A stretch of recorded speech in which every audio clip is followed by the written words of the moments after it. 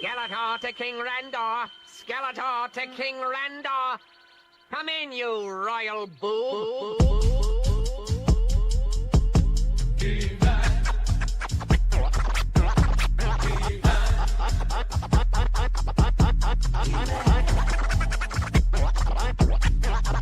I am Adam, Prince of Eternia, defender of the secrets of Castle Grayskull. This is Cringer, my fearless friend.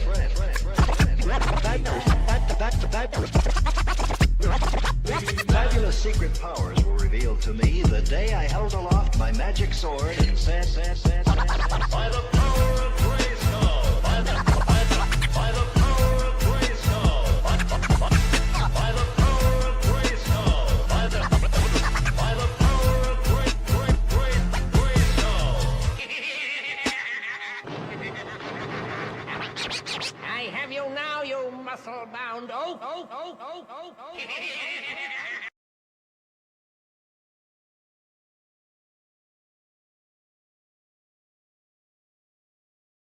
That means that we punched our ticket to go try to win a Super Bowl, and that's it. We got one game at a time, starting at 1 o'clock on Sunday. Love y'all, boys. Love you. Love you. I'll go to war with every single one of you, every game, all right? Love you, 1-7. Here we go! 1, 2, 3, 1, 2, 3! Win!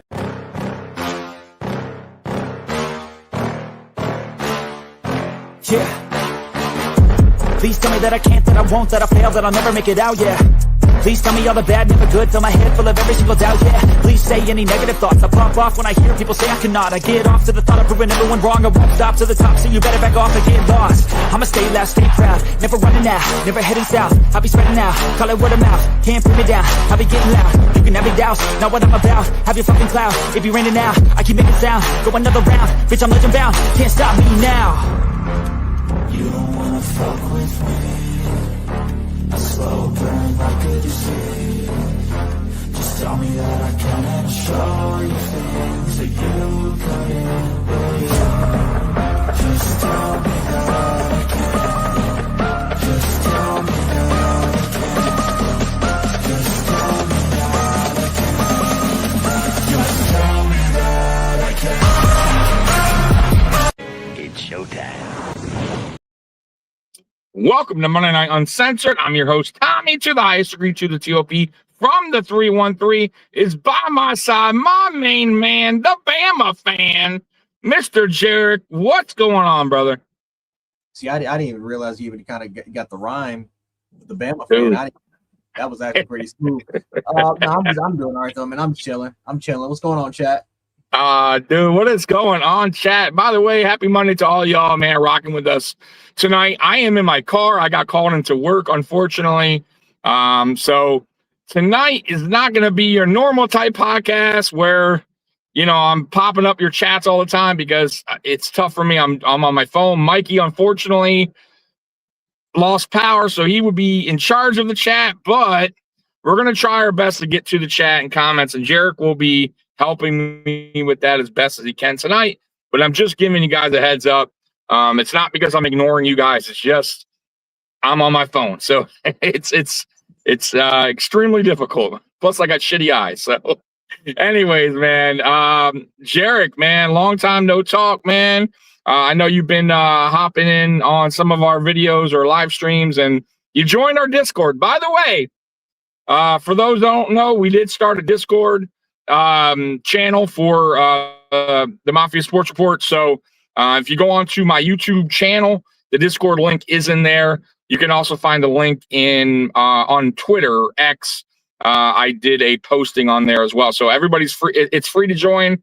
Everybody's welcome. Jerick actually just joined, I believe, today. So still trying to get Mikey on board. He's apparently he's afraid of things he doesn't know about. He doesn't know about Discord. So it's Jerick, what do you think about that? Mikey's scared of Discord. You just gotta show him a video, man. Just show him a tutorial video. It's fine. You get notifications just in case when this thing goes live.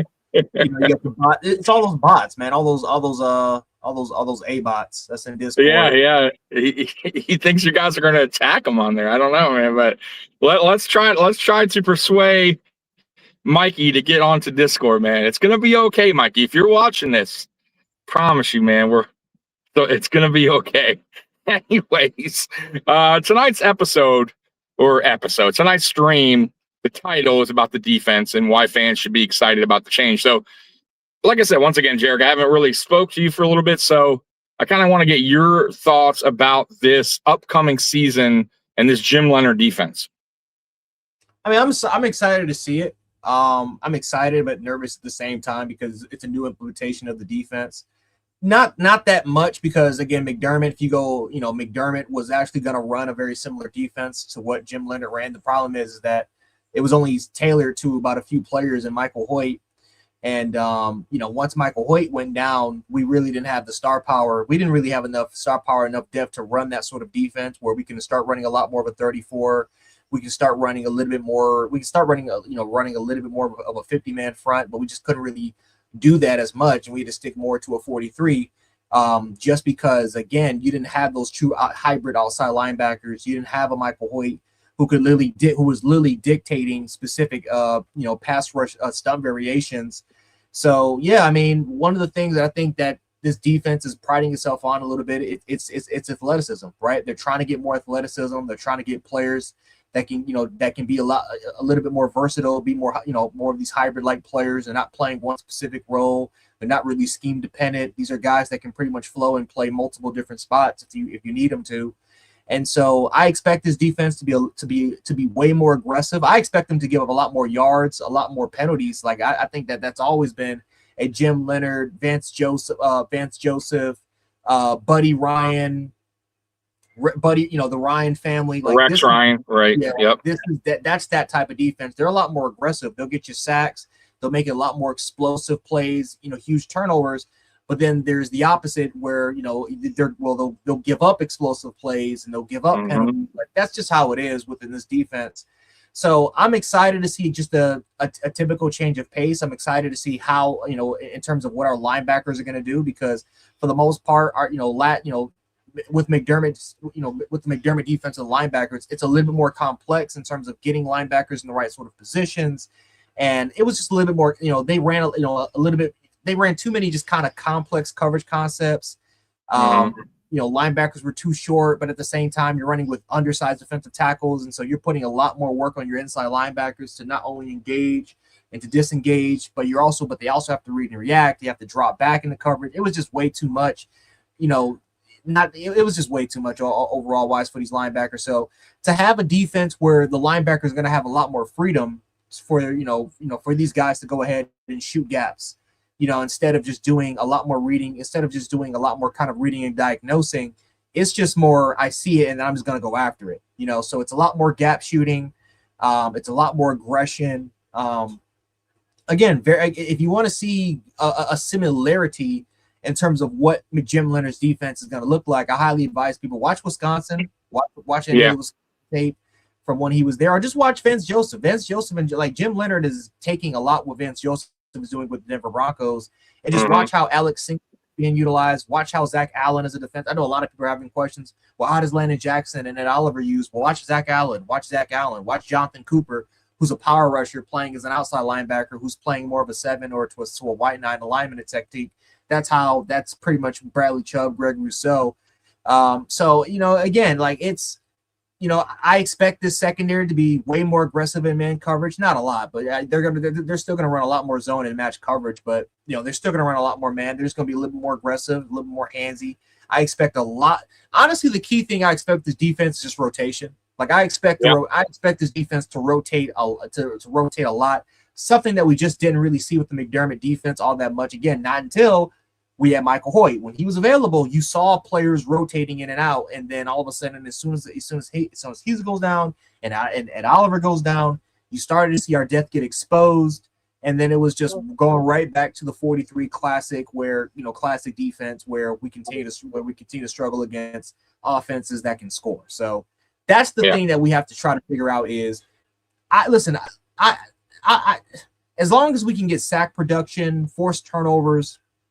That's all that matters to me. If we have to let off, if we have to let explosive plays happen, it's not going to be perfect. I don't think that this is the year where defensively we're just going to become a top 5 or top 3 defensive unit. I don't think we have enough depth on the defensive line in order for that to happen. That may have to take another year for that for it to happen. But I will say this: I'm very confident with our safety group. I'm pretty confident with that for the first time in years we have a very, very deep safety roster and potentially even a nickel roster, which is crazy because we lost Teron Johnston. It's just that, on the opposite, it's just that on the other end, what does the corner situation look like?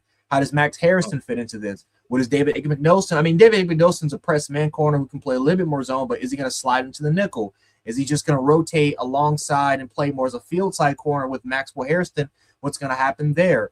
What do you do with rotating with a lot with your safeties? Because you have Jalen Kilgore who can play literally all 4 or 5 positions in the secondary.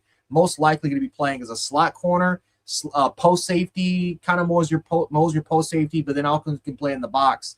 What is he going to be? What's his projection? Right. That's why he slid to the 5th, was because teams just couldn't figure out how to play him. So it's a lot of good things that I like about it, that I'm excited about because of the amount of versatility and not to mention youth. We went from being one of the oldest defenses in the NFL to now becoming a top 3 in the league in terms of youth on defense. So there's a lot to be excited. Coaching staff there's a lot to be excited about. We have the youngest defensive coaching staff in the league. So there's a lot to be excited for you. Sure.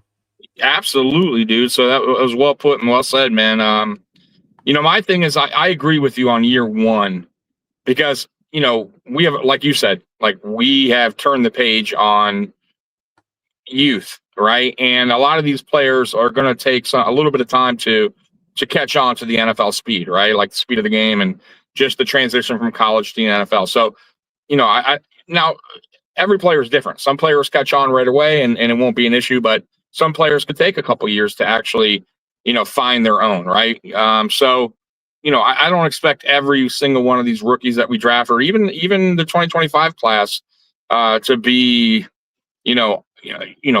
at their best with this new scheme that Jim Leonhard's bringing. But I still think it's going to be better than what we've seen, at least from last year. Actually, the last 2 years. Jerick and the thing with the defense and why I'm excited about the change is I just felt like I don't think McDermott adapted very well to these, the new offenses, how offenses develop and they get better each season, more creative, coming out of college too. A lot of these younger, offense coordinators and they're just, they're changing the way the offense is played in the NFL. And defenses have to adapt. It's just what you have to do. And I don't feel like McDermott really truly adapted to, these offenses, right? These new, these new schemes. And it just, I just kind of felt like he was stuck in his ways of, this is my defense, this is what I'm rolling out, and this is what we're going to win with. And it just failed. It backfired. So for me, Jerick, when I look at this change, right, of McDermott and coaching staff, I feel like the main issue or the main thing that was changed or focused on was the defensive side of the ball. It really wasn't much the offense. Would you agree with that? Yeah.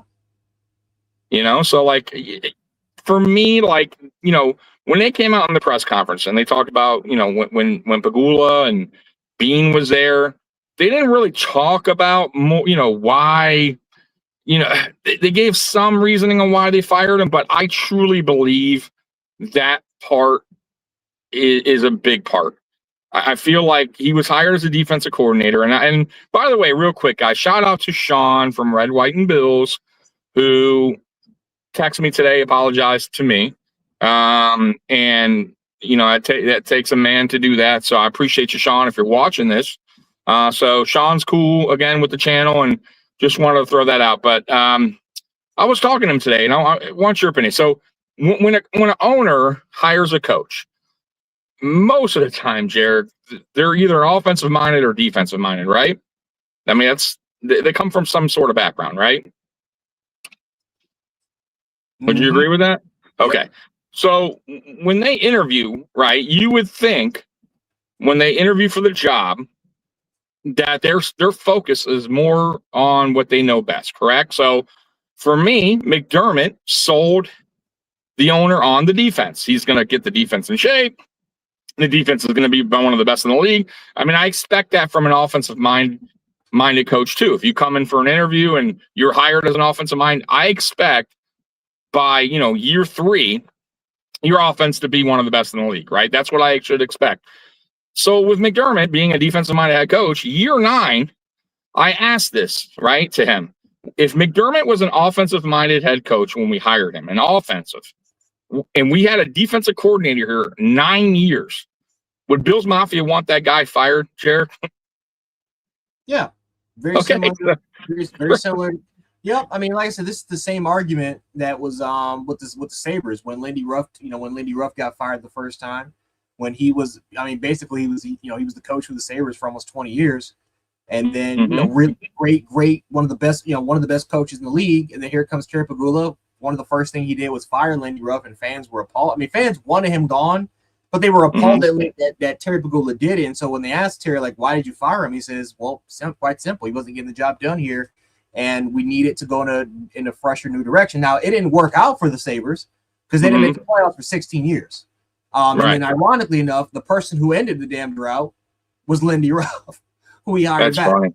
Right, that's funny. Yeah. But it's one of those situations where when Terry Pegula said that, I went into the locker room and I'm like, the fact that so like if the Bills would have had what was the reactions like when they lost those past playoff games? That's my bit. When Terry Pegula always says, when I went into the locker room, this was just a different feel. Well, wait a minute. Were you in the locker room during those losses prior? All the other ones, right? Because after 13 seconds, you can't tell me that those players weren't heartbroken or devastated, because that was a game that they should have won. They know they should have won. That should have been the decision. Again, regardless of his, if Sean McDermott said, I can honestly believe that Sean McDermott probably got it down to the special teams coordinator, because he was messing up the entire year. He probably did get it down there, and the coordinator screwed up. But guess what? The blame still goes on McDermott because you're the head coach. You got to figure it out. Absolutely. You got to make sure that communication technology, you have to make sure all that stuff is straightened out. And if he can't get the call because of tech or whatever the case is, then we cannot use that as an excuse. So correct. He should have been fired after we all can agree he should have been gone. After 13 seconds. And then 2022, he should have hired Jim Harbaugh when Jim Harbaugh was still available, and he was still dealing with those notions from the NCAA. He should, and he was asking teams like, "Hey, I'm down for the interview. I've been to the Super Bowl. I've been to multiple NFC championships. I don't want to coach at Michigan anymore. I'm just waiting for the phone call." We should have hired Jim Harbaugh. That should have been the coach. Yeah, no, I agree. I think Pegula saw it as this guy turned the team around, which he, ultimately he did. I'm not going to totally knock McDermott, but I think he saw it maybe as just, man, it's so close. We're right there. We're knocking on the door. Like, let me give this guy another year. But before you know it, man, it's kind of like when you're in a bad relationship, right, with a girlfriend or a boyfriend, and you're just holding on. You're holding out for hope, and the reality. It's not going to get any better, right? It's not. But for some reason, you're finding it hard to break up with that person, right? And I think maybe Pegula fell for that. You know what I mean? Like, and ultimately he held on too long. But either way, I understand what he said when he went into the locker room and he saw that, and maybe that was like maybe a hit to him, and he was like, damn, maybe that finally was the straw that broke the camel's back. But I do believe when they sat down, and I'm sure Bean was part of this sit down with Pegula, about what we're going to do here with McDermott, I'm sure the defense at some point came up in conversation.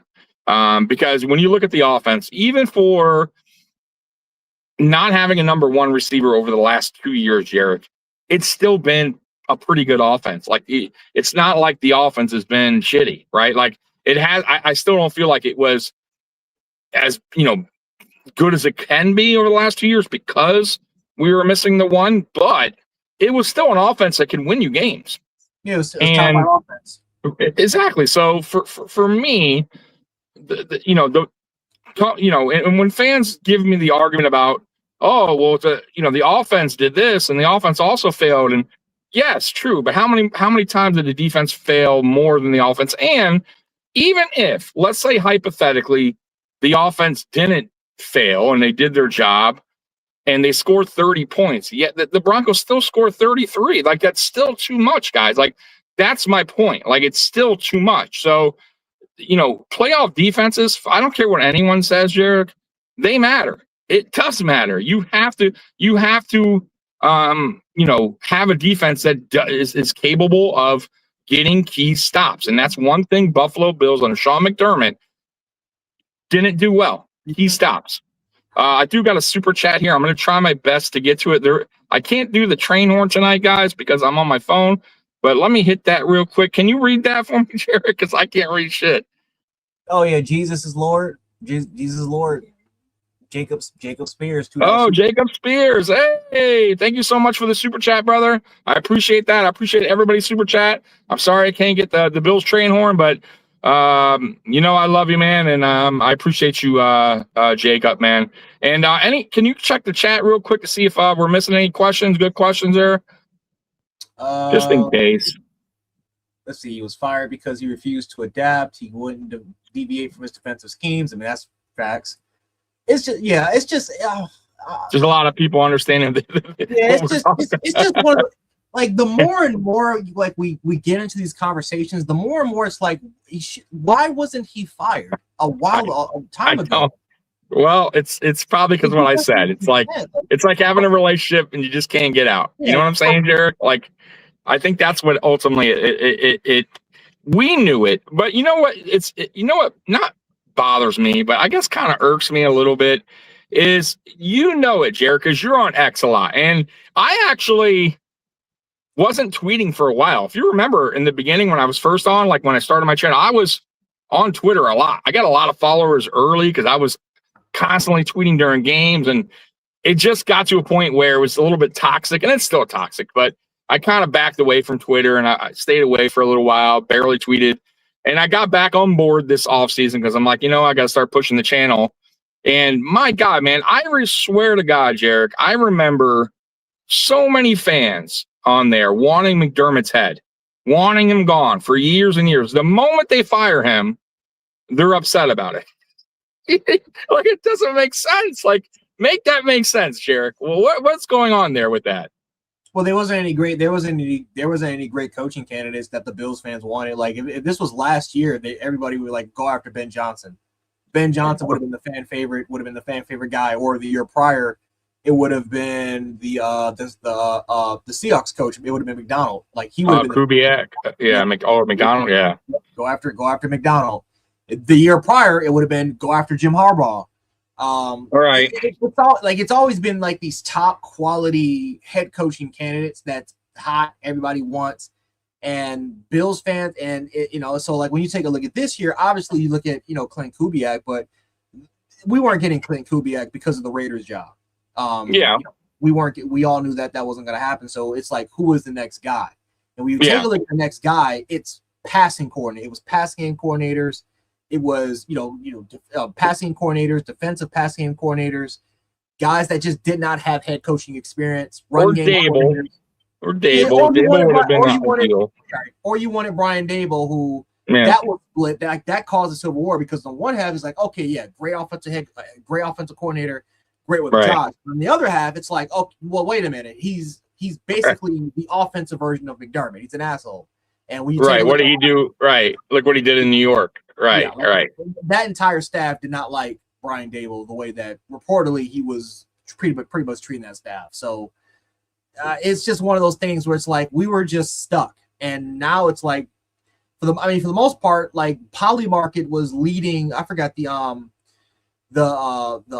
pass game coordinator who's now the OC. We're gonna see exactly what he is, but that was the leading candidate to be a head coach. It's like, you're getting a young coach, so you're getting a younger, upright coach that the league is transcending into. You're just getting coaches that just don't have not just head coaching experience, they don't have any play calling experience. So, right. What I find interesting with this. So initially, Jerick, I went live on the Brady hire, and I wasn't thrilled. I'm not gonna lie. I'm not gonna sit here and be like, "Hey, I wanted that. I wanted Joe Brady for like." I didn't. To be honest, I didn't want Joe Brady as our next head coach. There was reasons, and there's still reasons for concern when it comes to Joe Brady. I'm not gonna lie. However, my main concern was he was going to bring a lot of guys back, guys he was familiar with, and possibly Bobby Babich. And, I was a little concerned with that. But once they started building this coaching staff, right, is where I started to gain confidence in the direction they were going. One, I like a lot. I like that they did go with a lot of younger coaches coming out of college, guys that are understanding the new wave of offenses that are coming out and defenses. They're innovated. You know what I mean? Like you need that, right? And then on top of that, they brought in some veteran coaches like Carmichael and John Fox, who it's not talked about enough. I'll be honest with you, Jerick, the Carmichael and Fox hire. And I feel like those are very important hires for this young coaching staff.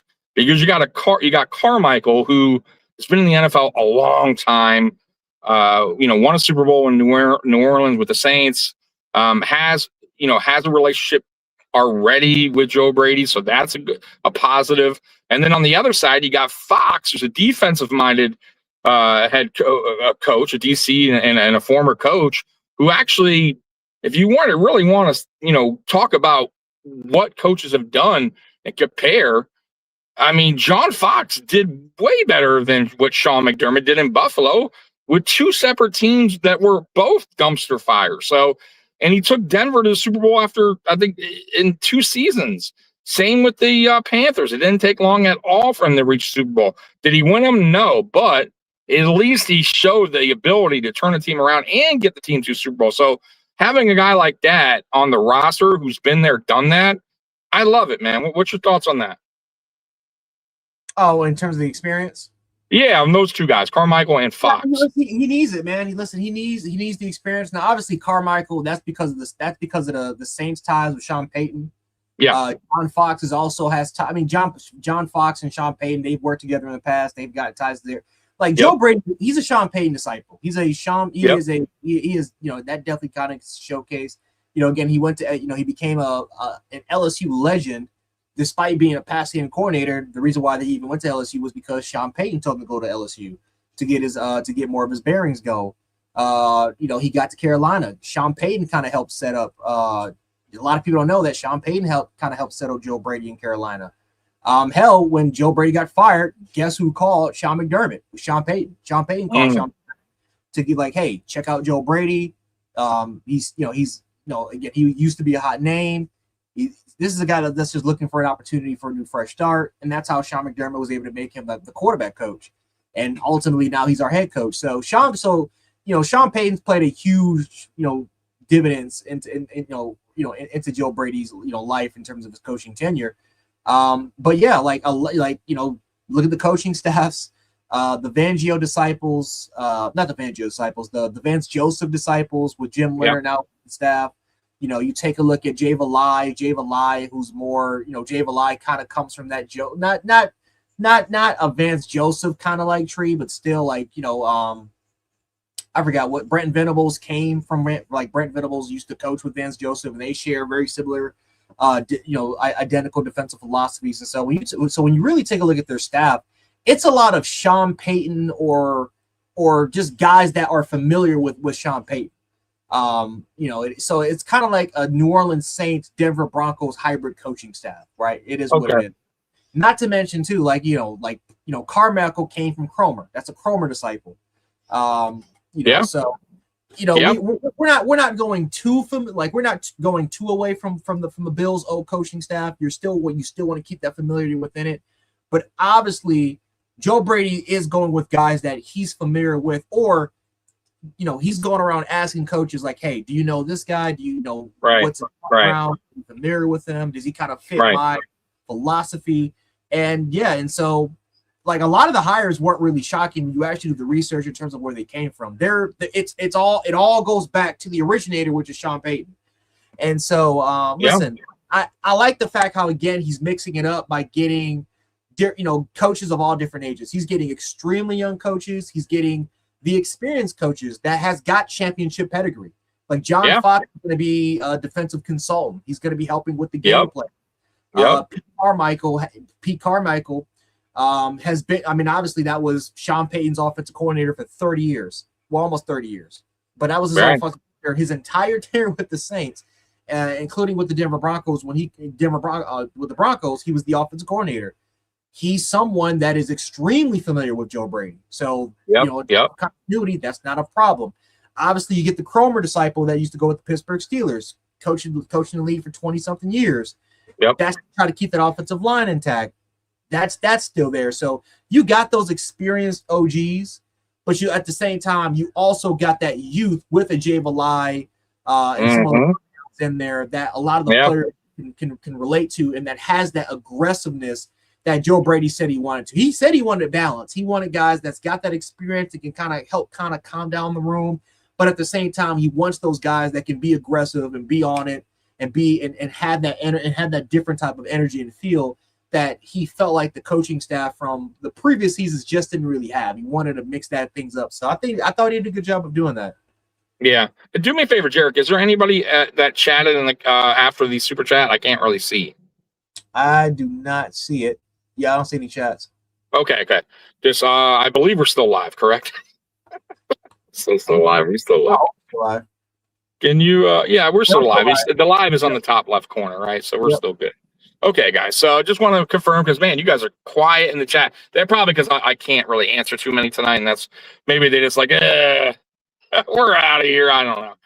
But yeah, so for me, Leonhard, I feel like also Leonhard had a lot to do with his defensive hires. Obviously, he worked with some of those guys as well. So yeah, you're going to bring in guys you're familiar with. So absolutely, man, I love the youth. I love the fact that they brought in some old heads like Fox and Carmichael to help them out too, because they are young. They're gonna go through their bumps and bruises. You know what I mean? They're gonna have their hurdles, and those guys are gonna be able to help with that. So that's what got me behind Joe Brady as the head coach. To be honest with you, it wasn't so much that I totally believe in Joe Brady. I still think he has some flaws that he needs to work on. As a coordinator / coach, I know he's going to be the one that's, doing the play calling. And I want to say it's a combination between Carmichael and Brady on the offensive scheme. I think it's probably a little bit more towards what Brady wants, but hopefully Carmichael can, is involved heavily with that as well. And then also what probably will help out a lot, Jerick, is Carmichael will probably be able to understand what he has in the room better than what Brady does. Because Brady, I think like that for me, that's where I had my concern. That was one of the concerns with Brady is this. I don't feel like he understood players' strengths and weaknesses very well. And that kind of backfired on him a little bit. I think Carmichael's going to understand what each player brings to the table and utilize that on offense. What do you think about that? Well, it's actually pretty funny because that's the thing that Saints fans have complained about Carmichael for years is that he doesn't understand how to utilize players. I hope that doesn't. How should I say this? He's really good in terms of identifying the strengths and weaknesses of certain players. So if you want him on the background to help kind of game plan and to kind of help put in specific built-in plan structures for players, he's good at that. But if you actually want him to play call himself, he sucks. No, not play calling. Yeah. I heard coming out of New Orleans. And I heard that he had I think they gave him the job one time and they hated it. And then I think Peyton took back over, but he's good at everything else. So I think maybe that's. He built a specific plan for Camaro. Like he knew what Camaro was. Correct. And he helped kind of build around that. He kind of helped Sean Payton build around a game plan to get the feature. And that's what I kind of want. Like, you know what I mean? And that's why I'm okay with Brady doing the play calling. It is a little bit more on his plate, though, Jerick, for first-year head coach and the youngest coach in the NFL. But Sean McVay did it. You know what I mean? His first year with the Rams. So now I'm not saying Brady will be McVay, but everybody's different. You know what I mean? So we'll see if he can juggle both things as a first-time head coach. But that time will tell. I will say this, Jerick, I can't wait for the season to start, bro, because I got to get McDermott out of my head, man. Like, unfortunately, it won't until the season, begins, and we got some games under our belt. You know what I mean? Like, I gotta shake the McDermott right out of my head, man. Like, and I think Bills Mafia, it goes for them as well, because I think once the season begins, all of that's going to be behind them. What do you think about that? Oh, well, I mean, McDermott ain't bothering me anymore. So it not bothering you, but he's still talk. He's still a conversation. I don't know if you'll be a big conversation once the season starts to roll. Is what I'm saying. Yeah, you know what I mean? Yeah, I mean he's a conversation only because honestly, I think, well, at least for me, I think he's a conversation only because of Brandon Beane. I think Brandon Beane. Yes. Absolutely. I think it's specifically the reason why I was Brandon Beane. Yeah. See, in a comma like this, which again, there's nothing really wrong with it, but it still is one of those situations where it's like Brandon Beane. It's just a lot of pressure on Brandon Beane, and so it's like what if the Buffalo Bills don't get the job done this year? Then guess what the conversation is going to be? Maybe it wasn't Brandon Beane, because they'll take a look at Myles Garrett getting traded to the Rams. Correct. And it's like it's already happening. It's like, well, why can't we get Myles Garrett? Right, or AJ Brown, or right. And I get the argument. I'm not like, look, and I want to tell this to people out there, because I'll tell you what, I don't know if you saw, Jerick, but boy, I got Twitter or X.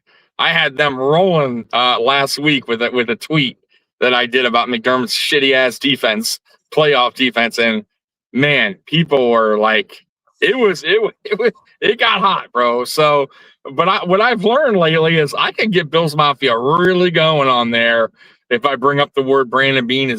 I like Brandon Beane as a GM. Like, boy, people like, I get the conversation rolling, boy. There's a lot of people that didn't want Brandon. Like they wanted that dude to be gone. They did not. No, they wanted him to be fine. Yeah, which is, look, I understand. Look, to each his own. Everyone's gonna have their opinion. Everybody's gonna see things differently. I get it. I don't think he was the reason why this team didn't achieve the ultimate goal, which is a Super Bowl. I still think that falls more on the coach. Is he partially to blame? Yes. Is the players partially to blame? Yes. Like that. Like, I'm not, listen, guys, I'm not like, I'm not stupid there. I understand that everybody plays their part, and everybody, has, everybody's partially responsible for not getting the job done. However, it's still, for me, has always gone back to Sean McDermott. So, and to be honest with you guys, I never thought these rosters weren't good enough, right? For me, it always went back to coaching and defensive meltdowns in the playoffs. And, Sean also mentioned about the drafts, and, that, because I've always said Sean McDermott is heavily involved in the draft picks and free agency, especially when it comes to the defense. And that's how it's like with every team, guys. I'm not just singling him out. Andy Reid is heavily involved in his offense, right? So, and when it comes to drafting and free agency, like, yes, like he's going to be a big time part of that process. So, and the job is for the GM to have their scouts go out, look for the guys that fit McDermott's scheme, fit his vision, and then they all decide. So ultimately, at the end of the day, yes, McDermott was involved in these picks, and yes, we could praise him also for the Allen draft pick along with Brandon Beane.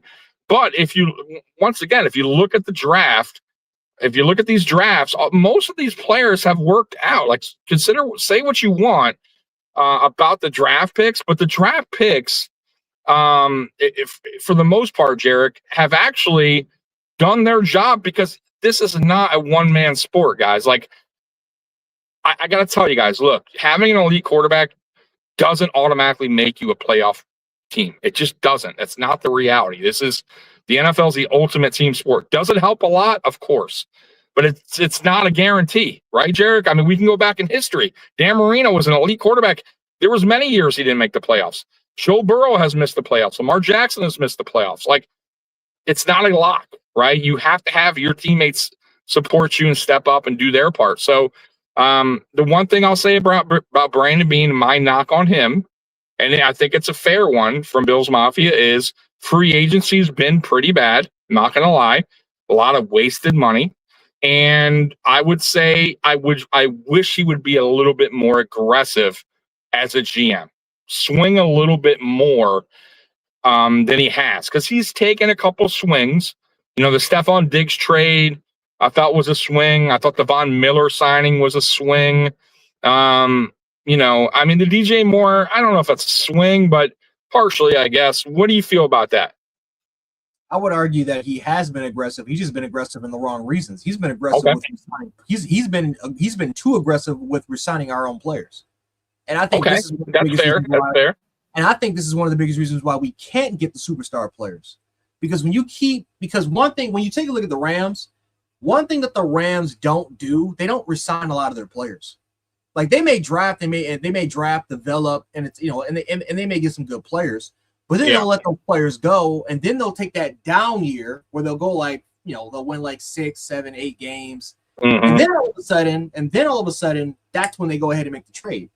You know, like they you know, you may have they may, you know, go ahead, get a draft class, develop, see how that draft class is, see if that can be kind of more of a develop, like more of a, you know, is this a foundational draft that we can build off of? And if it is, okay, yep, go in. Now it's time to go in. We found our foundational draft, go in, boom. We don't care how many bad drafts we got. We don't care how many number 1 picks or second round picks. Trade that all the way because we got the foundation, right? 2000 and I forgot, but like, you know, we look at what's going on now, like 2022, 2023. Those were the foundational drafts. They got Jerick, they got Garrett Verse, they got Byron Young, they got Colby Turner, they got Puka Nacua, you know, like, you know, they got Cam Kitchens, and, you know, they went Cam Curl, like, they went ahead and got some of those players, and then boom, we got Matthew Stafford. We got Matthew Stafford from the previous trade. But now we can go ahead and we can start making moves, and this is how you can get a Trent McDuffie, and this is how you can trade for Jalen Watson, and this is how you can trade for a Myles Garrett, because all of those other kind of players that they've gotten, they've let go of. You know, of course, the only thing that was surprising that the Rams did was that the Rams signed 2 of their tackles, which are not bad tackles, but to give them a lot of money was the surprising part. But that's the Rams strategy, right? Right. That's my point, though, and but we're also talking about one team, right, compared to 31 other teams that don't do it that way. And that one team, I mean, I get it. They did get a Super Bowl, right, when they did make the trade for Stafford, but, you know, they haven't been back, right? So it's not like they're just juggernauts. They're a good team consistently, and I like their moves. I love that their GM's super aggressive, but, you know, once again, you know, we'll see what happens. You know, if you look at, like, you know, on paper, you know, the Ravens had a great team last year and were favored to win Super Bowl. Like, you know, I get it. The Rams right now look great. I do like the aggressive style, but it can also backfire at times. So we'll see. You know, we'll find out. But I do wish that. Yeah, you know, but I was about to say, like, if you, I mean, people will use the Seahawks example. The Seahawks example was different because that is a team that you know, they had great free agency. Of course, they had some of the draft classes that were able to turn up. But it's not like those draft classes were just great off the gate. It took those draft classes 2 to 3 years for those players to finally develop, get into your, like, when you take a look at a lot of their free agents for this year, a lot of those guys were 4th-year guys that were just now starting to pop off. They weren't popping off until year 3, year 4, which is different from us because a lot of our draft classes, they pop off the gate despite the value of where we draft these players, which a lot of these guys that pop off is day 3 picks. The Seahawks is a different animal. So you know, what were their biggest players that popped off for them in their Super Bowl run? All free agents. They had enough money. They didn't sign anybody. No, so you're right. I agree. They had the cap space. They utilized the cap space right. They went ahead. They got aggressive. You know, they didn't get any superstars, but they made sure to get impactful players to add into the depth of those draft classes that are just now starting to pop off, and that's how they got it done. Everyone has their own formula, and I think that's the one thing fans just got to just get that off the head. Everyone has their own formula to get to the Super Bowl. That's right. That's right. Yeah, man. And I once again, man, if I just like I said, my only knock on Bean is he has to get free agency right. I think this offseason, to be honest with you, like we'll see. Now, of course, I don't know yet because we haven't played a single game yet, but I do feel like this free agency class is a much better one. I didn't care for last year's. I didn't care for Bosa. I didn't care for Palmer. Like there, I just, I'll be honest with you. I was wrong on Hoyt. I really didn't know much about him. And Mikey was like, man, you got to watch his film. And then I watched his film with the Rams, and I'm like, man, this guy can go. A unicorn on defense. And man, I was wrong on him because he was a good signing. Now, hopefully, he can bounce back from the injury. And I believe he will. He seems like he's on pace to return week 1 already. I mean, it seems like everything's good right now. But as far as training camp and being available, Brandon Beane came out and said he's going to be available, but they're going to limit him a little bit, which is still a good sign.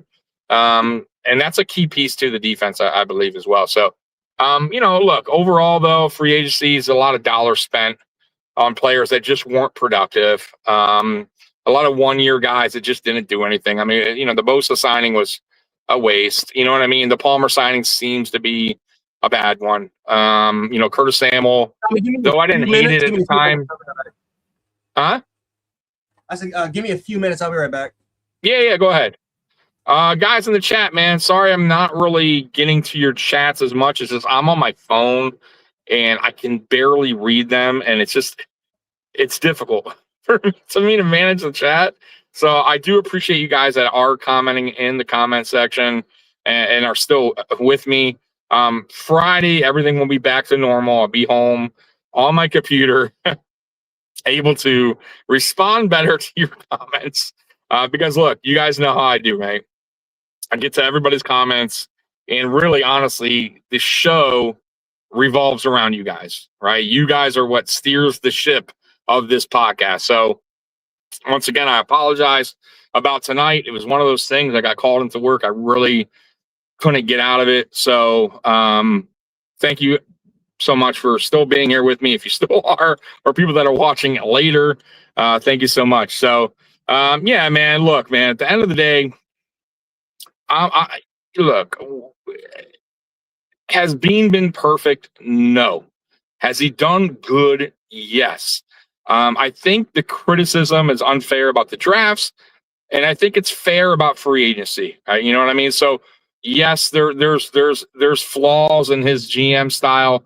I do wish he would be more aggressive. I do wish that he would stop, looking into the future instead of looking into the now, and just make it happen, because we are in the now, right? Like, we got to be real at some point, and he does that. Not us, but Brandon Beane has to understand at some point that Josh Allen's 30 years old, and the way he plays football, his prime is only going to last so long. And now I could be wrong, and Josh Allen could go until he's 40 years old and still playing at a high level. But, once again, the way he plays, realistically, he's probably about 4 to 5 years in his prime. So you got to remember that's your window, right? Because we know as Bills fans, it's very tough to find a tier 1 elite quarterback. It's tough to find a good quarterback in the NFL, right? I mean, look, you got teams, and I mentioned this on Sunday. You got teams like the Dolphins and the Jets and, Pittsburgh, all these teams still like fishing for their quarterback, right? Arizona. I mean, and I'm sure I'm missing some, you know what I mean, that are still out there, looking for their quarterback to replace a quarterback that was good 20 years ago, maybe 20 plus years ago. So, the Bills, it took 18 years, right? 18 years to finally find themselves a quarterback. And not only do they find one, they found one that's elite, tier 1, right? When we mention tier 1 elite quarterbacks, there's only 4 of them, right? As of now. Now, can that list grow? Sure. Can guys step up and become tier 1? Sure. Can Drake May eventually get to that level? Maybe. But right now it's Allen, Mahomes, Burrow, and Jackson. I mean, that's just the reality of it, right? And when you have that, you got to understand there's only so much time. And I think for Brandon Beane, it just hasn't soaked in yet that what he has in that room is so valuable.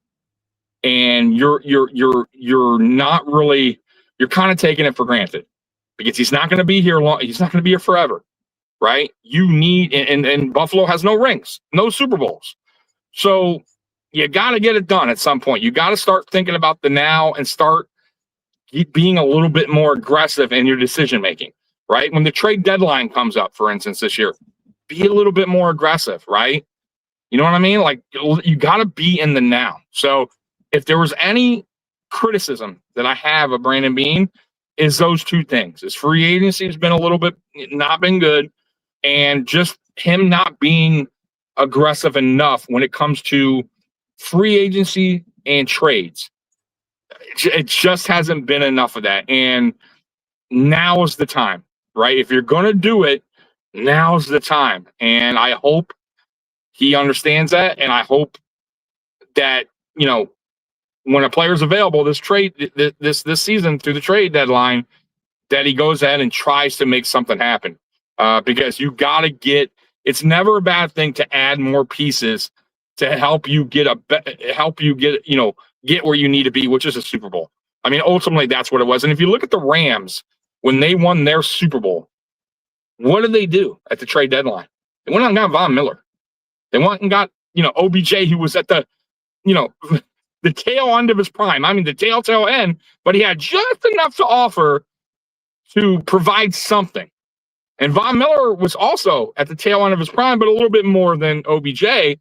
But he's what catapulted them into the Super Bowl and ultimately helped them win a Super Bowl. So you got to make those decisions.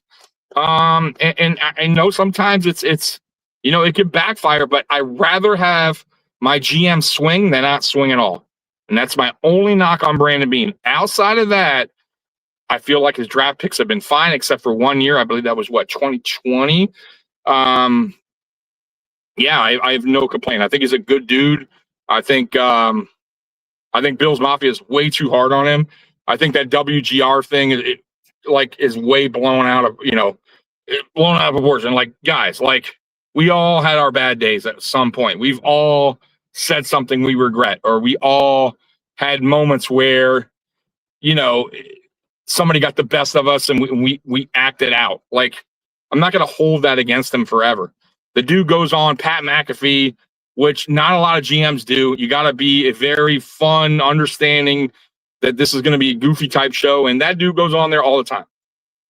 So he's not one of these GMs that are old fashioned, an asshole all the time to everybody. Like, I just don't buy into that.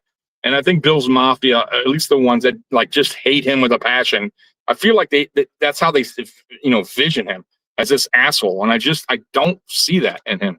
And also too, you guys know, dude, I am a big time animal supporter of pet adoptions. I have my own page that I've had for 15 years from South Florida when I used to live there, called South Florida Pet Adoptions. And, I got probably, 60,000 people in there, that are from multiple, pet organizations, for adoption sites, that help out animals in need. And Brandon Beane and his wife, who they run their own organization for these pets. And his wife actually, who is Haley Beane, actually, we've had communication here and there on Twitter about pets. So super nice lady. They're good people. And I hate, and then, by the way, I'm not saying McDermott's a bad person either. I have no idea. Maybe he doesn't seem like an asshole or anything, but I'm just saying, for the people that think Beane is just asshole, smug guy, I think they got it wrong. But that's me. You all can think how you want to think about when it comes to McDermott. I mean, I'm sorry, with Beane. I can't read the tweet, man. I mean, the chat. I'm so sorry. Jerick, are you back? Jerick's not back yet. I'm back. Can you read that for me? Well, I can't read that. Yeah, and I hope they don't blow it before Josh is before Josh is done. Yeah. So did you hear what I was saying about, the Allen time, the window, that's, the time when he has left in his prime, when that window's closing, like, that's why I feel like they got to get it, like, for instance, if this coaching staff, Jerick, can't get it done, for me, I would say 2, max 3 years. You got to move on, because now you're on the Allen window, right? Like, you're no longer on the team window, and it's just very difficult to find a good quarterback and get it right, especially on first try, right? Like, that. Like, so for me, you got about 4 or 5 years where Allen's in that prime, of his career. And man, if Brady can't get it done at 2 to 3, at that point, you have to be aggressive, maybe find, hopefully a coach is out there that has that Super Bowl pedigree, and you go all out, and then you really go all out. And you probably, possibly have to have a different GM in place. Maybe Brandon Beane, just stays president, which I've heard rumors that's possible. I know Gray got interviewed by, who did he get interviewed? Minnesota, I think.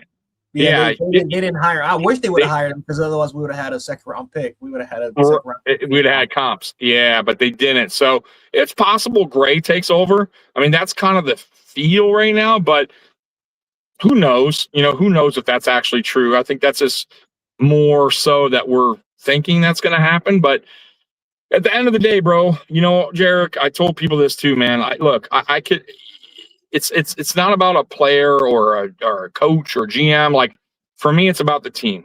If I don't like that guy, it doesn't matter. Like, I'm not rooting for that guy to play bad or get hurt, or the team to be bad so Brandon Beane gets fired. Like, you know what I mean? Like, I hated Trent Edwards, but I wasn't going on game day hoping he throws 4 interceptions.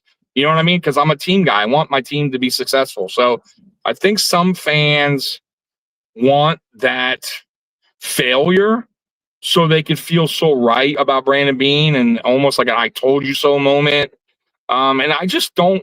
I can't see it like that. You know what I mean? The fan of me I'm rooting for the team. What's your thoughts on that? I mean, listen. I don't want the Bills to lose any games. To be honest with you, I want them to try to win championships as much as possible. I always kind of say this. This is my crazy way of thinking. If we can't get it done this year, I'm not paying Rousseau. I'm not paying Oliver. Matter of fact, I'm looking to trade. Trade. I don't got time for it, because at this point, it's like, how many times do I need to keep banging my head against the wall? Like we did it with Sean McDermott. I'm glad that we didn't resign the play. I'm glad that we didn't resign any of those players. Matter of fact, 10 of the players that played last year either were starters or or heavy rotational minutes. They're not resigned. No team is signing them. And the majority, and they're all defense, pretty much, right? Yeah, I think the only guy we brought back was McGovern and Alec Anderson. Yep. I mean, if you want to count DeMar Hamlin, but he's on a practice squad. I don't even know if he makes a team, so I'm not going to even consider him. You know what I'm saying? Like, but you know what? I'm with you, and I like Groot. I do. I think he is. I think Bills Mafia is a little bit too tough on him, but I understand the criticism a little bit too. But you know what I think too, and I'm kind of with you on this. If after this year, let's say it just doesn't, let's say these players don't. They don't produce. Let's say they don't. Right. Let's say they don't produce in the playoffs. Right. Let's say the guys that Leonhard inherited, which is, the Leonhard, the Rousseau. Not Leonhard, the Rousseau, the Oliver, just the guys that were all the McDermott guys, right?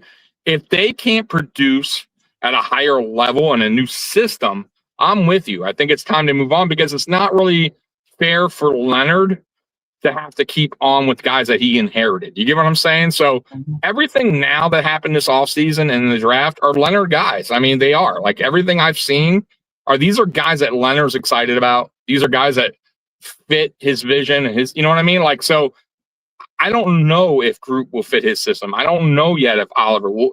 Time will tell, and I'm hoping they do, because I don't hate them as players. But you're right. Like, if this year those guys can't take the next step, and produce at a higher clip, then you got to move on. I'm with you, Jerick, 100%. Yep, and it's the shitty part, because what if Bradley Chubb doesn't produce in the playoffs? Now he'll be 31 years of age. And again, it depends on how he does it. Because if he gets you, let's just say 12 or 13 sacks, I don't know if he's going to do that, but if he gets you 12, 13 sacks, and he just doesn't really produce for you in the playoffs, I think there's positivity that he could.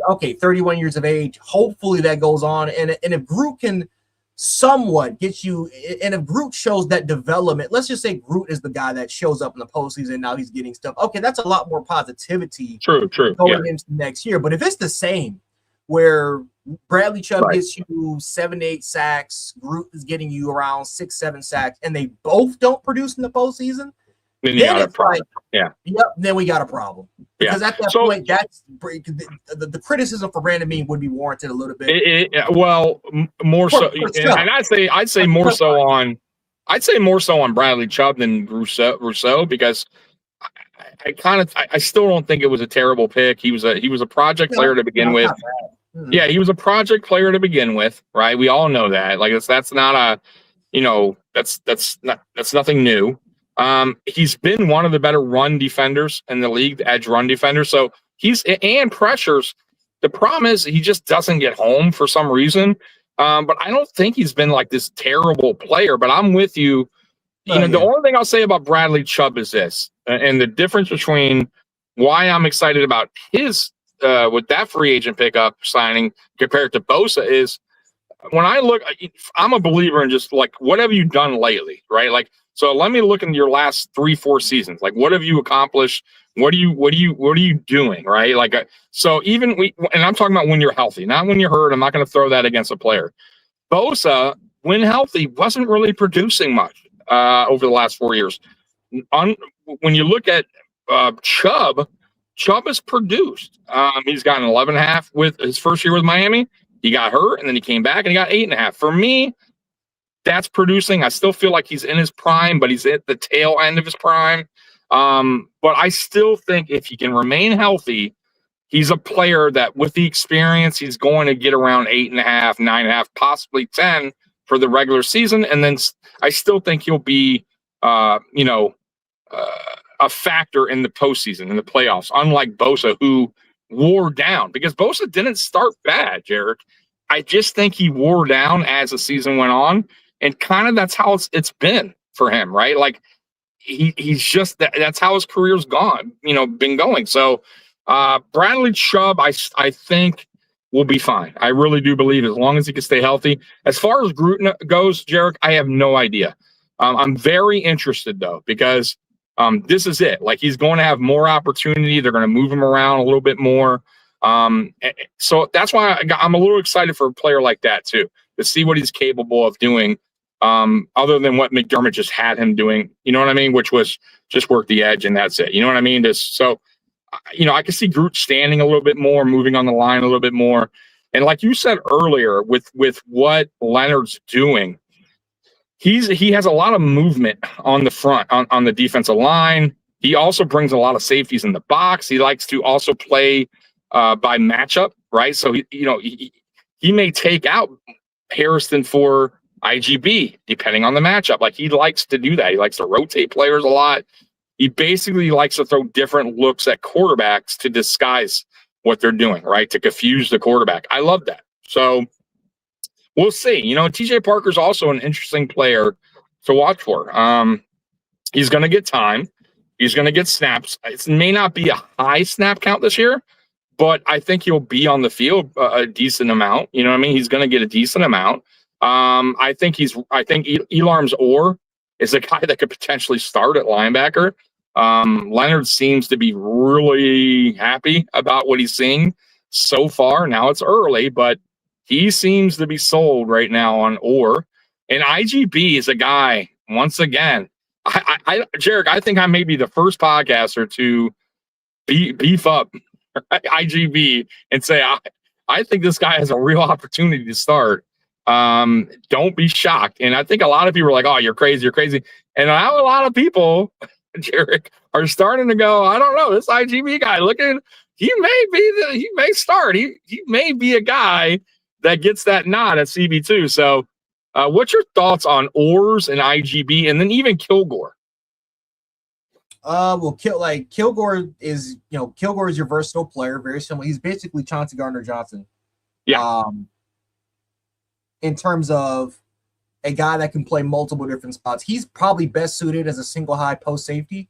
But he can play a little bit more in the box. He can play a little bit more as a boundary corner. Don't want him to play it, but he has got experience playing it. He played pretty much majority of the snaps in the slot last season. But I think he's a single high post safety. But again, he can tackle. Big guy that can really go out there and tackle. He's got really good instincts to play the position. Again, I don't know how he's going to be utilized because NFL. The reason why he slits the fifth was because they just didn't know where to play. He played everywhere, and That's he what I doesn't heard. really have Yeah. a foundation at home. Correct. IGBM, again, is a heavy press man corner. Yeah. Very, very fluid athlete. Yeah. He can get a little bit handsy at times, hence the hands. But again, they changed the scheme up this year, and so we played a lot more soft coverage, a lot more match coverage. Yeah, it helped a lot. Yeah, that kind of helped lead the penalty. So I think hence why he was able to fit a little bit more of a Jim Leonhard scheme because again, he's been kind of, again, it's the stereotype that 6'2", 200 pounds, very handsy. He's a press man corner. Wait a minute, he can play a little bit more if you want to play more of a soft shell like coverage if you want him to because he's got that experience. Again, he's got some snaps in the slot. He can play it a little bit, but not a lot of heavy usage. I think he's a boundary guy, but you can. But again, I think if he's going against, let's just say, power slots or against your DK Metcalfs or AJ Browns, this is a guy that I most likely am confident that I can. Again, if he slides to the slot, I want IGB on him because I don't think Jalen Kilgore's not going to handle it. Cole Bishop's not going to handle it. Gardner-Johnson's not going to handle it. You don't have a slot player that's going to handle, T. Higgins, AJ Brown, but IGM could. Bit more physical. Yeah. So I don't know if he's going to start necessarily but I'm going to say this. I don't think he's going to have I don't think he's going to have low snaps. I think he's going to play. I'm going to say he's going to play at least 45% of the snaps. And he's going to be brought in he's going to be brought in depending on the type of opponent and the type of personnel that we're going with. And we'll rotate. I think that's something that we're going to be doing a lot. Is that we're going to be rotating that secondary a lot. And so absolutely, he'll definitely be more scheme dependent for sure. I'm with you, man. I think like here's my thing. I'm just saying he has the opportunity to be CB2. I'm not saying he will be, guys. He's going to compete for the job. Yeah, I'm just saying he. Yeah, and with Harrison's injury history already. And I don't want him, obviously, I'm not hoping for it. I want him to be healthy, obviously. This isn't me just pushing for IGB to take the spot. I think Harrison has a lot of good qualities, but I also feel like IGB fits more of what Leonhard wants to do. And I also feel like, to be honest, I feel like IGB came from a bigger school and had, went against better competition than Maxwell Harrison did. In my opinion, especially when they're practicing at Ohio State. I mean, when Marvin Harrison Jr. was there, IGB was there. The guy that they had last year, who was the guy last year that on Ohio State that was on Jeremiah Smith? Yeah. So, I mean, you're talking about going head to head in practice against some of the best coming out of college or that are still there. You know what I mean? And then also in, when you're talking about in the regular season, they went against good schools, man. So, and everyone's talking about the penalties, and I understand that, but they went way down in 2025. I don't think he allowed a touchdown last year, if I'm not mistaken. So, quarterback rating was super low against him. So he's done a really good job, especially with the PIs in 2025. So, that tells me that the guy is working on his craft. He's understanding his flaws. And he's going to the next level, the NFL, he's going to want to still correct those flaws. So I love that, man. So that's why I'm really high on IGB. And TJ Parker too. I think TJ Parker is a guy that he has some flaws in his game, but he's so young and bro, he has a lot of tools, man. The guy could be a really good player in this league. He just needs to work on his craft. And that's what training camp's all about, guys. Like I keep telling you guys that's why position coaches matter. They mean a lot to these guys. The one-on-ones, you know what I mean? And then obviously the players want to, you know, themselves, they need to understand that and work hard and get better in their craft. So I think we got good guys, man. I think we got good draft picks that understand that and they're gonna be starters. So what else do I got to talk? Oh, I did want to ask you a couple things that I talked about Friday. So they had a list of players that they put, and I don't remember them because I don't have the I'm not on my computer. But who do you think the most underestimated Bills players are going into the 2026 NFL season? Underestimated. Yes. I would probably go for now. You know, I'm gonna go Dwayne Carter. I'm gonna put Dwayne Carter in there. Wow, that's an interesting one. Okay, tell me why. I would say Dwayne. Well, because he has no choice. But why is he underestimated? Why do you think he would be under? Because no one believes that he can play as a nose tackle. No one believes that because he's buffed up that he can play that nose position. But we don't got a choice. We don't. One of the key things for Buffalo to win the champion, for them to have a lot of success in that defense, he's got to be a vital role in terms of a nose plugger. Now, is he always going to be playing as a 0, as a 1 tech? No, because he's going to be playing as a 3 tech. Like he'll play all over because he's got the versatility. But they got him at 320. They got him at a big 320, and he's a guy that had to put on that weight, put on 20 pounds for him to do it. And remember, he did have an injury because of the weight issues, but I think now his body's gotten used to it. You know, he was already a strong guy anyway, strong hands, strong lower body. So he's going to be your run defender. Is he going to be a 3-down run defender? No. And I think, again, I think a lot more of those packages, you're just going to see Deion Walker and Ed Oliver kind of paired together. Those are kind of be more of your DTs / DN.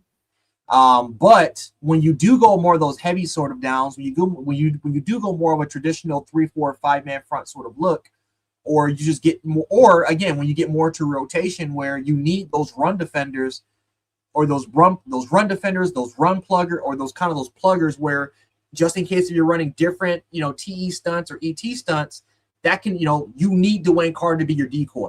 Or if you need him to be a penetrator, he can play that role as well. But for the most part, you need him to occupy certain gaps, occupy blockers, so that it can free up other players. That's something that we didn't have last year. Something that we didn't have, you know, in a McDermott defense, and God knows how long, is our guys that can simply just occupy and let our linebackers shoot free.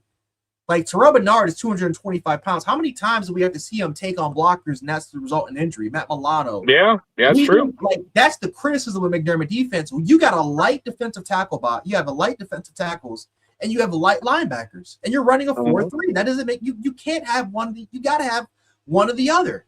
Like right. So for us to transition within this defense, you need Dwayne Carter to play in that role. And if Dwayne Carter goes down, then you need to figure out who's the backup plan behind Dwayne Carter, right? I think that would be. I mean, you know, they're kind of high on. God, what's his name? Mathis.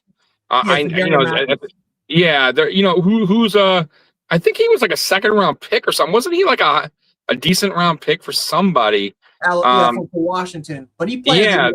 He played it. I mean, again, he had the body. He's 320 pounds, but he was a DN. He was a 3-4 DN who now you can. I mean, again, for the most part, you'll play him in a 43, or if you're playing him in let's just say you're playing him in a 3-4. He's probably mature, like he's old enough in his life where he can probably play as that 1 tech for you if you wanted to. But yeah, I mean, for Darian Mathis, I mean that's a solid back row because he's 320 pounds. He's not your traditional nose, and so you'll see what kind of happens there. That spot scares the crap out of me. I thought he filled in pretty good last year, Mathis. You know what I mean? Like when he had his opportunities. From what I saw, he looked okay. You know, he looked the par. What do you feel real quick about the guy? What is it, Grable? That they switched from offense to defense? What do you think about that? They switched Tylen Grable to a defensive tackle. Yeah, that's the I believe that's him. The guy that came from Europe, the rugby player. Him. Oh well, no, I'm not. What's his name again? Isn't it Grable? Am I wrong on that? Yeah, it's not. I think it's Grable. I could be wrong, but I believe it's Grable. Well, whoever he is, that's a project player. Yeah. He was initially an offensive lineman, and they're trying him on the defensive line. He's a big dude, but it's project. It's nothing. I was just seeing if you heard about that. So this OTAs. I think last week they had him on the defensive side of the ball. So it looks like they're trying that out. Oh, okay. Yeah. So look that up when you get a chance. But anyways, who else is underestimated going into the 2026 season? Who else you feel? Josh Palmer, and that's if Josh Palmer's still his roster. But I'm still saying Palmer. As what Pan. Listen, I get it, man. He's hurt. I think he's hurt now. But listen, he is. At the end of the day, man, Josh Palmer may end up being. I mean, listen, you talk to Chargers fans, they don't want him as a starter. You don't want him as a starter for obvious reasons. Right. But what you do want him as, he's a good backup. He's a good backup, 3 or 4. That's his role. He'll get you which he wasn't. Yards. Right. He'll get you 400, 500 yards as a 3-4, which was Gabe Davis. That was Gabe Davis here in Buffalo. It was a good backup 3-4 that could stretch the field. That again, you can play him and utilize him in a lot of different key areas. It's just that it's availability. That's just the thing with Josh Palmer.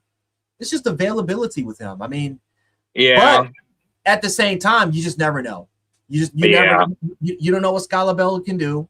You don't know if Keon Coleman's going to make the transition. You don't. I mean, DJ Moore has been on a streak in terms of durability. But what if DJ Moore gets hurt? I get it. Yeah. The contract sucks, but at the same time, if there isn't any takers, well, you're not going to cut Josh Palmer because that's just a lot of dead cap, and then you're not doing that. And so if you're not going to trade him, and if you're going to keep him, then guess what? If he ends up being my receiver 4, then great, because I know what Josh Palmer is receiver 4. He's a good receiver as a receiver 4. Yeah, I mean, they could cut him. I mean, it wouldn't shock me, and they're going to eat the dead cap, and it wouldn't surprise me, but I just don't trust them. I don't trust them. I didn't really care for the pick it's not the pick, but for the signing. I almost would go D-Hop on a cheap 1-year deal than stick with Palmer, who clearly can't. I just don't see it in him, and he can't even stay healthy. I mean, he's already hurt in OTAs. I don't even know how that happened. I just don't trust him on the team. I get what you're saying about DJ Moore, but he's been durable, bro. He's been durable. I'm not even thinking about injuries when it comes to that. Same with I think the Moore issue is not DJ Moore. It's like Khalil Shakir and Dalton Kincaid, because those two have been dealing with some injuries, right? You got Shakir now 2 years in a row with the ankle injury, and I like Shakir. I think Shakir is a hell of a player, bro. I think he could be used way more. As far as route tree is concerned, he could be doing a lot more than what they did last year with him. But once again, he's dealing with that ankle. It seems like all the time. And then Kincaid, it's like one thing after another. And those are two players that they produce when healthy. You know that. Like, they're good players. Like if Kincaid wasn't dealing with these injuries since he's gotten to this team, he might be considered a top 5 tight end. You know what I mean? Like, that's how good the dude is. But those are my concerns. Not so much DJ Moore. DJ Moore, that guy, he's durable. So I don't see any issue with him. It's the other guys, and that's why I'm saying I don't trust Palmer. And I'd rather have a guy. At least I know D-Hop can. You throw the ball to him, Jerick, he's catching it. Like, we know this. Like, he's coming down. I'm not saying he's going to be the old D-Hop or anything like that, but I prefer him over Palmer all day, every day. I prefer him over Cook. Brandon Cooks all day, every day. At least I know he can come down with the ball. So we'll see what happens with the Palmer situation. I don't know how confident they are in him right now, especially with him on the sideline already dealing with whatever the fuck he's dealing with now. You know what I mean? Like, but with that being said, Jerick, if we can go into the season, even if it is Palmer, and we can get a healthy Shakir for the year, a healthy Kincaid for the year, right? We're in good shape. That's a good unit. You know what I mean? You got a top 5 possibly tight end in the league if he stays healthy. You got one of the best slots in the game in Khalil Shakir. He is, right? Yards after catch, he's amazing. And DJ Moore is a really good player. So I don't mind that lineup. What do you think? Well, it's and Dawson Knox too. I mean, who also is a guy that produces. I mean, it's a lot. Listen, you got a lot of star power, and you do get some depth. It's really just about can these players stay healthy. Dalton Kincaid. I mean, I can't trust Josh Palmer. I can't trust Dalton Kincaid to stay healthy. That's what I'm saying. That's what I'm saying. Like, I can't trust him to stay healthy. Yeah. And it's weird because he didn't have injury history in college, bro. It's really weird. It's just one of those things. Like, you know what I'm saying? It wasn't like we took a chance on a guy that was constantly hurt in college. You know what I mean? Like, he just got to it's kind of like Sammy Watkins, bro. You know what I mean? Sammy was fine in college. Like, Sammy got to the NFL and Sammy didn't take care of his body. That's what I mean. Yeah, he turned into glass. Yeah, everything. But man, the guy he could have been a hell of a receiver. He was really good. He just couldn't stay healthy. And if you can't stay healthy, it doesn't matter how good you are. You got to be on the field. So, yeah, that was his career, and I hope that's not Kincaid's career because, once again, I remember talking to you, Jerick, the year we drafted Dalton Kincaid, and I believe you were out there at practice. I want to say, and you came on our show, on our podcast, and you were like, man, Dalton Kincaid is a. Remember that? You're like, Kincaid is a beast, bro. Like, that dude's just tearing up everyone out there. Remember that? You were saying that he's fast and man, like you were hyped up for Kincaid. You recall that? Yep, he was killing on 1-on-1s. Yeah. So he's a good bro. Like people don't like give him enough dues. Like when healthy, dude is a good tight end. He could be a top 5 easily. But problem is, man, you got to be on the field once again. So I just feel like. Even if we go into season with that lineup, even if we keep Palmer, those 2 guys can stay healthy, Kincaid and Shakir, we'll be fine. You know, obviously DJ Moore too, but I'm cool with that offense. You know what I mean? Because the addition of DJ Moore makes up for everything. And then I didn't even mention Keon Coleman. Now, Keon Coleman, the biggest problem with Keon Coleman is he has to mature. If he matures and he plays his role, no matter what it is, no matter how much maybe he doesn't like it, but if he buys in and plays his role, he's going to get an offer somewhere else because I don't think the Bills are going to wind up re-signing him, right? But at least you go there, you do your job, you be a good teammate. That's all I expect from him. You know what I mean? If he does that, he'll get some decent numbers. I just feel like he's limited. I do feel like he has stuff in his game that can help this team. I believe when he runs slants, bro, I feel like he does a great job with them. I feel like defenders have a really tough time because he's a bigger body receiver. They just don't use him enough in that role. I feel like if you put him in a slot a little bit more at times and do that, little crossers, little slants, he boxes out really well too because of his basketball. You know, when he played basketball, he does that really well. We just didn't utilize it enough. You know what I'm saying? So I feel like if Carmichael could figure that out, figure out his role and what he could do and help out this offense, like play his part, Keon Coleman can put up some decent numbers. You know what I mean? Like I still feel like he's someone that could be reliable when called on, but he has to grow the fuck up. You know what I mean? This is it. Because if he doesn't buy in and whatever the coaches are asking, and we're still hearing some stuff out of camp or season where he's missing camp or late to camp or late to practice. You know what? Other GMs are going to see that, Jerick, and they're not going to bite. He's not going to get another chance. You know what I mean? Like this is it. I feel like for Keon Coleman, you got to grow up if you want to continue to play in the NFL. What do you think on Keon Coleman? Well, besides the maturity, he's got to get better with his footwork, man. He's got to get better. Oh, absolutely. He's got to get better with his hand usage. Got to get better with his hand usage, and just again, But at the same time, that all does come with maturity. And again, he's working with receivers. He's working with. He is Stevie. Yep. Yeah, right. You got Stevie Johnson that was working with him during the offseason that can hopefully work on the different amount of release packages and hopefully besides, listen, Keon Coleman it is what it is. I think for the most part, he's just simply a red zone. He's just simply just a red zone caliber receiver, and there's nothing really wrong with that. I think he's more of a Vincent Jackson. Kind of more of a Mohamed Sanu's, caliber, sort of player. And listen, there's nothing wrong with it. I think that's just kind of fine. I think Keon Coleman has a ceiling that he hasn't really reached, but I don't think it's like a 1,000, 1,200-yard guy. I think it's a number 2 quality sort of guy. And he can be that, sure. Yep. Right. And it is what it is. And I think that's what Keon Coleman can hit. Now, do I think Keon Coleman was put in the best possible situations? No, because he shouldn't be playing, because his skill set was better suited for him to be mix matching it both it should have been more as a power slot. The problem is though that we have too many slot receivers. We have correct. And so, Keon Coleman, he should have been utilized on bubble screens. He should have been utilized on right. He should have been utilized a lot more in motion. Right. You can utilize him in different misdirections. You shouldn't just be putting him on an island, strapped up against a team's number one corner, and all of a sudden he's just fending off the wolves by himself. That's just not the way things will. It's not his game. No, it's not.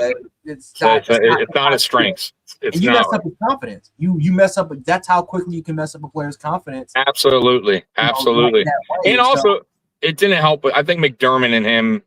I think it didn't help with McDermott either. I think McDermott had certain players he put in his doghouse, Jerick, and I just think like, it didn't. That. Like I think he put like, for me, like we know that the Quentin Spain thing.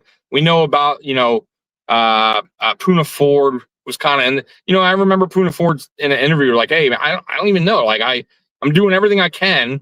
And I'm still not getting a jersey on game day. Like, you know what I mean? Like, but it's just certain players. I think McDermott he put in the doghouse and it just didn't let him out, man. And I feel like Keon Coleman was one of those guys. I feel like Coleman was frustrated.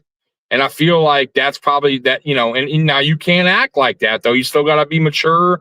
And that's where the maturity comes. And you have a team that's counting on you. And that's where I think Keon Coleman got things twisted up, and I think he realizes that now, and I think he has a fresh start. You know what I mean? Joe Brady, Brandon Beane, they both gave you, a vote of confidence. You know what I mean? So now you need to, show them that they were right about you. You get what I'm saying? And that's how I feel about Keon, man. So hopefully he can, go in there and dude, I hope he has a chip on his shoulder. Have a chip on your shoulder, man. Prove that you can be better, man. Show Bills Mafia and the people that are doubting you that you could be a better version of yourself. That's all I ask, bro. If you go out there and you give it your 100%, bro, that's all I ask. So I felt like last year he didn't give it 100% at times. I felt like he was a little bit lazy during games. And that's because of frustration, Jerick. That's frustration. That's him not being involved in the offense, and him. That was his version of pouting. You know what I mean? So he has a fresh start. So anybody else that you have on that list of guys that underappreciated going into the season? No, that's about it. That's what I got. Okay. Now there was another article, and we'll finish it up with this.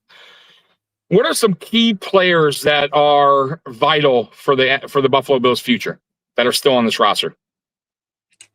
Key players that are vital for the future of the Bills, like moving forward. You know what I mean? Like James Cook, you know what I mean? Like Josh Allen, clearly, but looking ahead. I'm not going to say James Cook because James Cook got his contract. James Cook could be gone next year if they want him to. That's just the quality performance because he's getting to that age, that latter stage of a running back's age. And, it is what it is. Like you gotta think about it. 27, 28 years of age. Yeah. When he's 27, next year he'll be 28. That's it. This is the tail end for running backs' careers is around that age. It's. I got to admit, man, that you're right. Like that's why I always fear signing running backs because there's an expiration date, and I'm not saying every single one, but if you look at the percentage of running backs here, their shelf life isn't very long. Matter of fact, I was talking to somebody. Oh, I think Sunday, Chris John. Oh, because I'm doing this. I do this Down and Drought series on my channel, and they were talking about Chris Johnson because the Bills played Titans, and Chris Johnson just ran all over the Buffalo Bills. Yeah, and I looked at his career, and man, like I remember it, but he had his run. You know, I think 5 years where Chris Johnson was just an animal, and then boom, done. Yeah, and that was it. 5 years, but you got great, amazing 5 years. You know what I mean? But that was it. You know, that was a wrap. Now, guys like Derrick Henry are a one of one. You know what I mean? Like you kind of got to get lucky to get a guy that, like, you know what I mean? AP was Gore. You know what I mean? But even Gore wasn't, and I like Gore. Gore's Miami Hurricanes, but Gore wasn't like he wasn't elite. He was just a guy that was good, but for a long period of time. You know what I mean? He didn't really have injuries. He stayed in the league a long time, Jerick. So, but he wasn't, when you talk about the greats running backs, I don't think people, think of Gore. You know what I mean? Like, more people might think of Chris Johnson than Gore because of that 5 year run. You know what I mean? Like, but anyways, so who else you got? So you got Allen for sure. So you're not going to put Cook on the key players for the future of the Bills, of the guys I'm not gonna put him on the list. Okay. I would say him. I'm going to say I'll put Deion Walker. I think Deion Walker is a part of the future. Okay. Put Cole Bishop. I think Cole Bishop's a part of the future. I am going to put I'm trying to think any more key players. And I'm thinking like 3-4 years. So yeah, exactly. I'm not gonna say Spencer Brown. I'm trying to think I ain't gonna lie to you, a lot of these players in 2 to 3 years, they could be gone. They could be, absolutely. It's tough. I told you this one's tough, right? Yeah. Now I'm shocked you haven't Tyler Bass yet. Tyler Bass. It's a joke. It's a joke.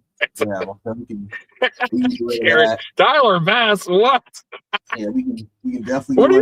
What do you think about the Tyler Bass situation? What do you think?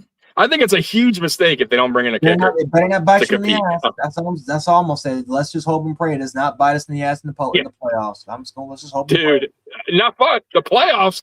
I don't know if it's gonna be any good about their season. Right? Is he gonna play again? Yeah, dude, it wasn't like he was electric before he got hurt. You know what I mean? I mean, I thought he played a little bit better that season, the second half, but I still was concerned every time he went to go make a field goal, make a kick. Like, I wasn't overly confident.